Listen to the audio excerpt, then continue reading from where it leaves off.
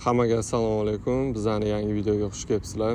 Bugungi videoda Italiyada foundation kursida o'qish haqida gaplashamiz. Ya'ni bu kurs kimlar uchun, bu kursda nimalar o'tiladi, stipendiya beriladimi yoki umuman videoning oxirida bu kursning yaxshi va yomon tomonlari haqida gaplashamiz.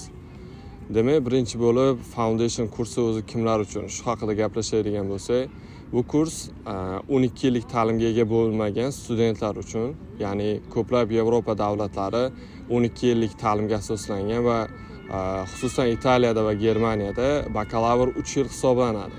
Agar sizda 12 yillik ta'lim bo'lmasa, siz o'sha 1 yil foundation kursini o'qishingizga to'g'ri keladi. Va Italiya o'zining maxsus foundation kurslarini taklif qiladi. Ya'ni bu kurslar Italiyaning ko'plab shaharlarida mavjud. Misol uchun Rimda, Sienada, Messina va boshqa shaharlarda ham foundation kurslari mavjud. Bu kursda nimalar o'tiladi? Bu kursda maktabga yaqin bo'lgan fanlar o'tiladi, lekin o'sha har bir foundation kursi ham ma'lum bir yo'nalishga moslashgan bo'ladi. Misol uchun ekonomika yoki computer science.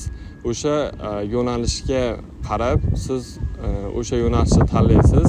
Misol uchun ekonomika yo'nalishini tanlasangiz, sizda ekonomika, matematika, ingliz tili fanlari o'tiladi odatda. Va bundan tashqari foundation kursida italyan tili ham o'tiladi.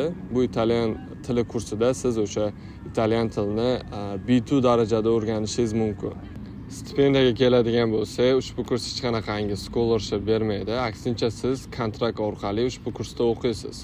Kontrakt summasi 2000 yevrodan boshlanib 5000 yevrogacha bo'lishi mumkin. Bu o'sha siz o'qiyotgan universitet kontrakt summasiga bog'liq.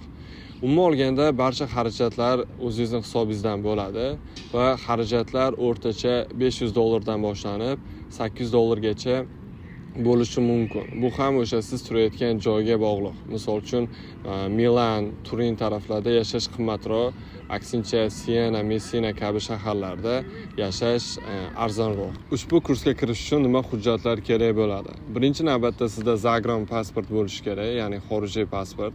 Keyinchalik maktabni yakunlanganlik haqida shahodatnoma va ingliz tilini bilish haqida biron bir sertifikat. Bu o'sha IELTS bo'lishi mumkin yoki TOEFL. Foundation kursida o'qishning plus va minus tomonlari haqida gapirsak, birinchi eng katta minus bu xarajat. Chunki siz kontraktda o'qiysiz va yashash xarajatlari ham juda ham qimmat. Yashash xarajatlariga bu kvartira, oziq-ovqat va shuningdek ko'plab dokumentlar o'z ichiga kiradi. Lekin plus tomonlariga keladigan bo'lsa, birinchi eng katta plus bu siz yangi davlat ko'rishingiz, ya'ni har xil odamlar ko'rasiz va ko'plab tanishlarga ega bo'lasiz. Shuningdek, italyan tilini ma'lum bir darajada o'rganasiz va keyinchalik agar Italiyada qolmoqchi bo'lsangiz, bu sizga juda katta plus bo'ladi. Ikkinchi plus tomoni bu universitetlarga topshirish, ya'ni foundation kursini yakunlagandan so'ng bakalavr uchun topshirish juda ham osonlashadi. Chunki siz EU student, ya'ni Yevropa studenti bo'lib bakalavrga topshirasiz. Bu esa o'z navbatida Osiyo studentiga qaraganda ko'proq imkoniyatga ega. Chunki odatda Yevropa universitetlari Osiyo studentlariga kamroq kvota ajratadi. Lekin Yevropa studentlari bu imkoniyatga ko'proq ega bo'lishadi. Uchinchi plus tarafi bu dokumentlar. Ya'ni siz Italiyaga kelganingizdan so'ng sizda permesso hujjati bo'ladi. Bu maxsus residence card orqali siz qayta elchixonaga kirishingizga to'g'ri kelmaydi. Bu hujjat orqali o'sha bakalavrga kirganingizdan so'ng qayta yangilab bemalol O'zbekiston va Italiya, shuningdek ko'plab Yevropa davlatlariga sayohat qilishingiz mumkin.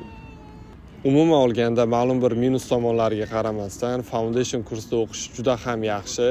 Chunki ushbu kursdan keyin siz juda ham ko'plab imkoniyatlarga ega bo'lasiz va bu keyingi o'sha hayotingizda ham juda ham foydali bo'lishi mumkin.